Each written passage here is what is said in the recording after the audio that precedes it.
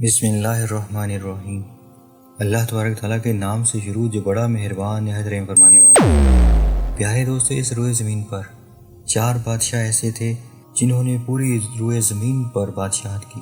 ان 4 میں 2 مسلمان اور 2 کافر بادشاہ تھے۔ مسلمانوں میں حضرت سلمان علیہ السلام اور حضرت ذوالقرنین علیہ السلام، اور کافروں میں نمرود اور بخت نصر۔ پیارے دوستو، نمرود وہ انوکھا بادشاہ تھا جس کی پرورش اللہ تعالیٰ نے خود فرمائی۔ آج کی اس ویڈیو میں ہم آپ کو بتائیں گے نمرود کون تھا اور اس کی پیدائش کس شرمناک طریقے سے ہوئی، اور پھر ایسا کیا ہوا کہ اللہ تبارک تعالیٰ نے خود نمرود کی اپنی مخلوق کے ذریعے پرورش کروائی، اور پھر جب یہ بچہ بڑا ہو گیا تو کس طرح اللہ تبارک تعالیٰ نے اس بچے کو پوری روئے زمین کی حکومت عطا فرمائی۔ لیکن اس کے باوجود کس طرح اس نمرود نے خدائی کا جھوٹا دعویٰ کیا اور اللہ تبارک تعالیٰ کی ذات کو جنگ کے لیے للکارا۔ اللہ تبارک تعالیٰ کے پیارے نبی حضرت ابراہیم علیہ السلام کو آگ میں ڈالا، اور جب نمرود نے اللہ تبارک تعالیٰ کو اپنے ساتھ جنگ کے لیے للکارا تو کس طرح اللہ تبارک تعالیٰ نے نمرود کے ساتھ جنگ کی اور ایک لنگڑے اور حقیر مچھر کے ذریعے اس کو عبرت ناک موت بھی دی، اور اس کو پوری دنیا کے لیے نشان عبرت بنا دیا۔ پیارے دوستو، ان تمام تر سوالات کے جوابات قرآن حدیث کی روشنی میں آج کی اس ویڈیو میں ہم آپ کو بتائیں گے، لہٰذا آپ سے گزارش ہے کہ ہمارے اس ویڈیو کو آخر تک ضرور دیکھیے گا۔ پیارے دوستو، نمرود وہ حکمران تھا کہ جس کو اللہ تبارک تعالیٰ نے 400 سال تک حکومت عطا کی۔ اس کا پورا نام نمرود بن کنعان بن قوس بن سام بن نوح تھا۔ روایت میں آتا ہے کہ نمرود ایک زنائی بچہ تھا کہ جس کی ماں نے زنا کروایا تھا۔ بعض روایت میں آتا ہے کہ نمرود کی ماں کا شوہر ایک بادشاہ تھا جو کہ نامرد تھا، تو نمرود کی ماں نے اپنے شوہر کے نامرد ہونے کی وجہ سے اور اپنے شوہر کے بعد اس کی بادشاہت کے لیے کوئی اور حکمران نہ ہونے کی وجہ سے زنا کروایا، جس سے نمرود پیدا ہوا۔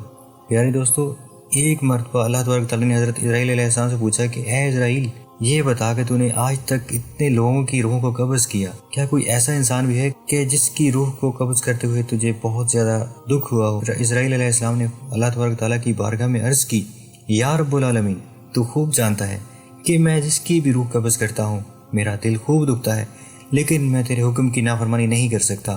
اس کے بعد اللہ تبارک تعالیٰ نے ارشاد فرمایا کہ اے مالک الموت، یہ بتا کہ سب سے زیادہ روح قبض کرتے ہوئے تجھے کس پر رحم آیا؟ تو حضرت مالک الموت نے عرض کی، یا رب العالمین، ایک موت ایسی ہے کہ جس کو میں آج تک بھلا نہیں پایا۔ ایک مرتبہ مسافروں سے بری ہوئی ایک کشتی سمندر کے اندر سفر کر رہی تھی۔ یا رب العالمین، تیرا حکم ہوا کہ میں اس کشتی کو فنا کر دوں، تو میں نے اس کشتی کو فنا کر دیا اور سب کی روح قبض کر لی، ماں سوائے ایک بچے اور اس کی ماں کو چھوڑ کر۔ اس وقت اس بچے اور اس کی ماں کی جان بچ جانے پر بہت خوش ہوا، لیکن پھر تیرا حکم ہوا کہ اس بچے کی ماں کی روح کو بھی قبض کر لیا جائے اور اس بچے کو سمندر کے اندر تنہا بنا ماں کے چھوڑ دیا جائے۔ یا رب العالمین، تیرا حکم تھا، میں نے تیرے حکم کی تعمیل فرمائی، لیکن اس سے میرا کلیجہ کام کیا تھا، تو اس طرح میں نے اس کی ماں کی روح کو قبض کر لیا اور اس شیرخوار بچے کو سمندر کے اندر تنہا چھوڑ دیا۔ اللہ تبارک تعالیٰ نے ارشاد فرمایا کہ اے ملک الموت، کیا تو جانتا ہے کہ وہ بچہ اب کون ہے اور کہاں پر ہے، اور ہم نے اس بچے کی پرورش کیسے کی؟ تو حضرت مالک الموت علیہ السلام اللہ تبارک تعالیٰ کی بارگاہ میں سجدے میں گر گئے اور اللہ تبارک تعالیٰ کے حضور عرض کرنے لگے کہ یا رب العالمین، تو خوب جانتا ہے۔ اس پر اللہ تبارک تعالیٰ نے ارشاد فرمایا کہ اے مالک الموت، سن کہ جب تو نے اس بچے کی ماں کی روح کو قبض کیا اور اس بچے کو بیچ سمندر میں تختے پر اکیلا چھوڑ دیا، تو ہم نے سمندر کی لہروں کو حکم دیا کہ اس بچے کو صحیح سلامت سمندر کے کنارے پر ایک جزیرے کے پاس پہنچا دو۔ چنانچہ سمندر کی لہروں نے اللہ تبارک تعالیٰ کے حکم کے مطابق بچے کو صحیح سلامت ایک جزیرے پر پہنچا دیا۔ وہاں اس جزیرے کے اندر اللہ تبارک تعالیٰ نے اس بچے کی پرورش خوبصورت انتظام کیا۔ اس بچے کے لیے ایک خوبصورت بستر بنایا، اس کے ارد گرد طرح طرح کے پھول اگائے اور طرح طرح کے پرندوں کو حکم دیا کہ وہ اس بچے کے آس پاس آ کر رہیں اور چہچہائیں، اور اللہ تبارک تعالیٰ نے سورج کو حکم دیا کہ اس بچے پر اپنی تیز دھوپ نہ پڑنے دے، اور ہوا کو حکم دیا کہ اس بچے کو کوئی نقصان نہ پہنچائے۔ اسی دوران وہاں ایک بھیڑیے نے اپنے بچوں کو جنم دیا۔ اللہ تبارک تعالیٰ نے اس بھیڑیے کی یہ ڈیوٹی لگائی کہ وہ اپنے بچوں کے ساتھ اس بچے کو بھی دودھ پلائے۔ اللہ تبارک تعالیٰ نے مالک الموت علیہ السلام سے فرمایا کہ اے مالک الموت، ہم نے اس طرح ناز اور نخرے کے ساتھ اس بچے کو پالا یہاں تک کہ اس کو ایک کانٹا بھی چبھنے نہ دیا۔ اور پھر جب یہ بچہ پرورش پا کر بڑا ہوا تو اللہ تبارک تعالیٰ نے اس کو پوری روئے زمین کی حکومت عطا فرمائی اور پوری دنیا کا بادشاہ بنایا۔ اللہ تبارک تعالیٰ نے ملک الموت علیہ السلام سے ارشاد فرمایا، اے ملک الموت، تم جانتے کہ وہ بچہ کہاں پر ہے؟ تو ملک الموت علیہ السلام سجدے میں گر پڑے اور اللہ تبارک تعالیٰ کی بارگاہ میں عرض کرنے لگے کہ یا رب العالمین، تو خوب جانتا ہے۔ جس پر اللہ تبارک تعالیٰ نے ارشاد فرمایا کہ اے ملک الموت، اب وہ بچہ ایک بہت بڑا بادشاہ بن چکا ہے اور اس نے میری نعمتوں کو بلا کر خدائی کا دعویٰ کر دیا ہے، اور اسی بچے نے میرے خلیل حضرت ابراہیم علیہ السلام کو آگ میں بھی ڈالا۔ پیارے دوستو، اس طرح اللہ تبارک تعالیٰ نے نمرود کو ناز اور نخرے کے ساتھ پالا اور اس کو پوری روئے زمین کی بادشاہت عطا فرمائی، لیکن یہ نمرود سرکش اور نافرمان ہو گیا اور اس نے خدائی کا جھوٹا دعویٰ کر دیا، اور یہ لوگوں سے زبردستی اپنی پوجا کروایا کرتا اور خود کو خدا کہلوایا کرتا۔ نمرود کی ہدایت کے لیے اللہ تعالیٰ نے اپنے خلیل حضرت ابراہیم علیہ السلام کو مبعوث فرمایا۔ حضرت ابراہیم علیہ السلام نے نمرود کو اللہ تبارک تعالیٰ کا حکم سنایا اور اللہ تبارک تعالیٰ کی وحدانیت کی طرف بلایا، لیکن نمرود نے حضرت ابراہیم علیہ السلام کی ایک نہ مانی اور طرح سرکشی پر اڑا رہا اور خود کو خدا کہلواتا رہا اور اپنی پوجا کرواتا رہا۔ اور جو شخص نمرود کو خدا ماننے سے انکار کرتا، یہ اس پر ظلم و ستم کے پہاڑ توڑ دیتا۔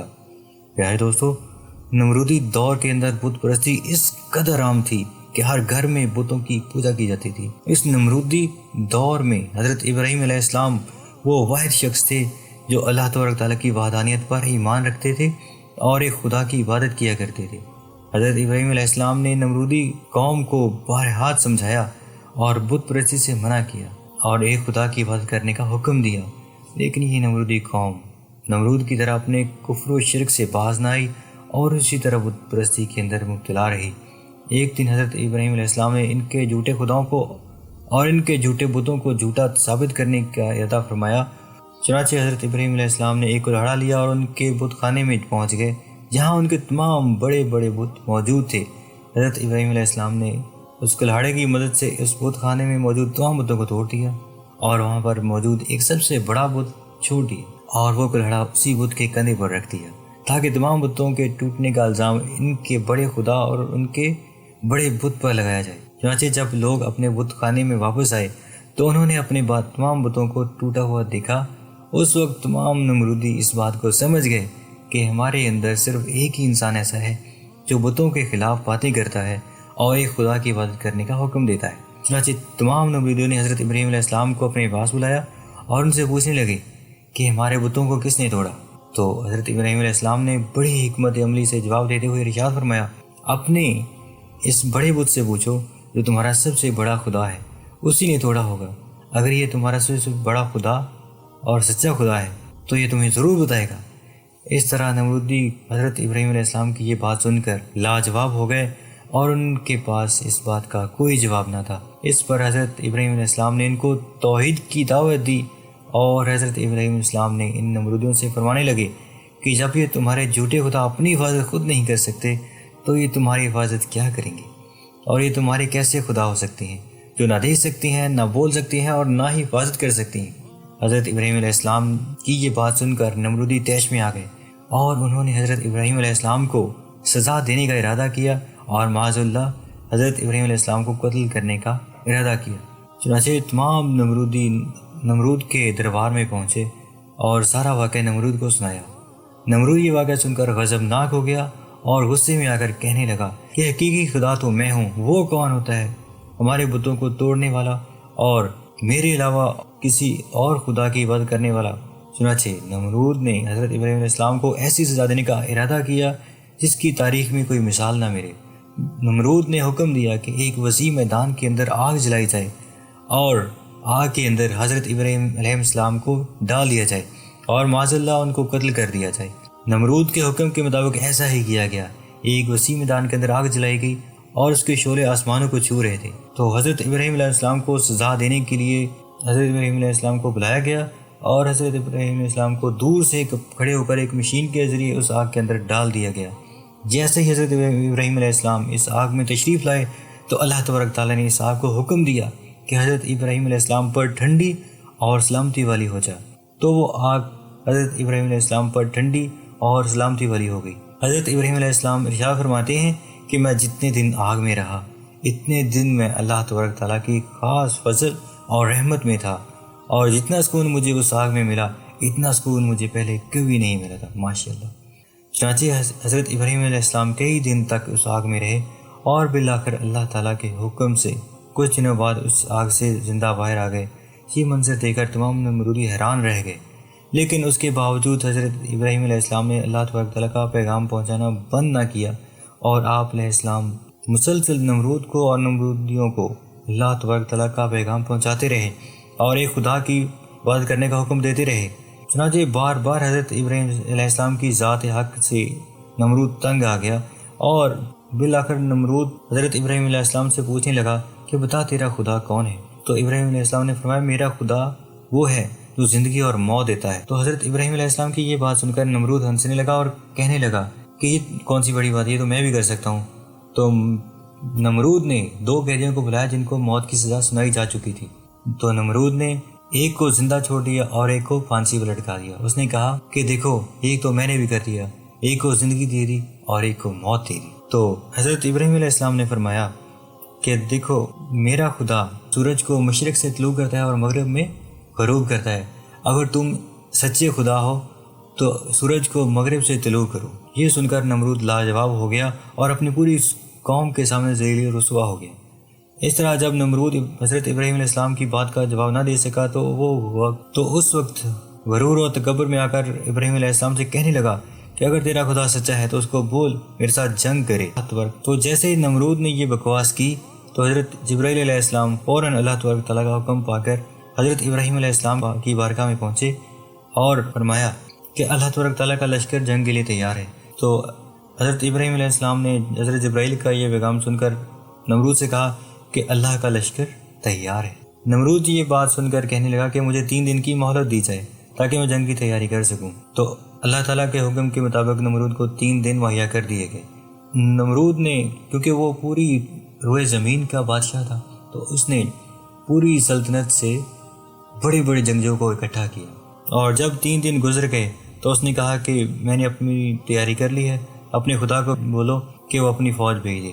تو حضرت ابراہیم علیہ السلام نے اللہ تبارک تعالیٰ کی بارگاہ میں دعا کی، اور دیکھتے ہی دیکھتے مچھروں کی ایک فوج جن کی تعداد اتنی زیادہ تھی کہ وہ پورے آسمان پر پھیل گئے، یہاں تک کہ سورج کی روشنی تک بھی نہ دکھائی دی، اور وہ مچھر نمرودی فوج کا سارا خون پی گئے اور سارا گوشت کھا گئے۔ اس وقت نمرودی فوج کی ہر طرف ہڈیاں ہی ہڈیاں رہ گئیں۔ یہ خوفناک منظر دیکھ کر نمرود اپنے محل کی طرف بھاگا اور اپنی بیوی کے کمرے میں چھپ گیا۔ اسی دوران ایک لنگڑا مچھر نمرود کے محل میں داخل ہوا۔ نمرود اس مچھر کو دیکھ کر اپنی بیوی سے کہنے لگا کہ یہ وہ مخلوق ہے کہ جس نے میری فوج کو تباہ و برباد کر دیا۔ نمرود یہ بات کہہ رہا تھا کہ نمرود کے ناک میں ایک مچھر داخل ہو گیا اور اس کے دماغ میں جا کر بیٹھ گیا اور اس کے دماغ کو چاٹنے لگا۔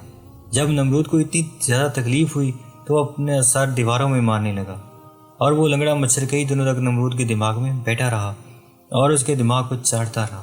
نمرود سر دیواروں میں پٹک پٹک کر مارتا، یہاں تک کہ اللہ تبارک تعالیٰ نے خدائی کا دعویٰ کرنے والے اور اللہ تبارک تعالیٰ کی ذات کو جنگ کے لیے للکارنے والے نمرود کو عبرت ناک موت دی، اور یہ نمرود اپنے سر کو دیواروں پر مارتا مارتا ہلاک ہو گیا۔